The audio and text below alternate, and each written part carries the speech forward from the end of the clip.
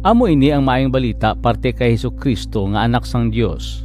Nagsugod ini sang matuman ang ginsulat ti propeta Isaias parte sa ginahambal sang Dios sa iya anak nga nagasiling.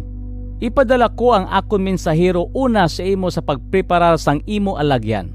Ini nga mensahero amo ang magawalis sing mabaskog sa kamingawan. Magasiling siya sa mga tao, ipreparar ninyo ang alagyan para sa Ginoo.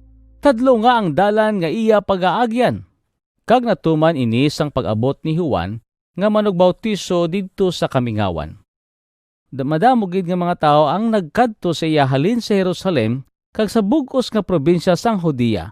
Hinulsuli kag bayain ninyo ang inyo mga sala kag magpabautismo kamo agod patawaron kamo sang Dios.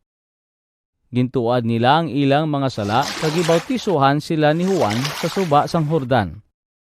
Ang bayo ni Juan hinimo halin sa bulbol sang kamelyo, kag ang iya paha panit.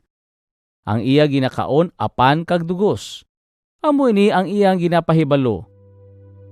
May magaabot nga nagasunod sa akon nga mas gamhanan pa sang akon kag indi gani ako takos nga mangin iya sulugoon.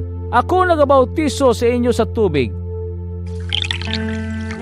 Pero siya magabautiso sa inyo sa Espiritu Santo.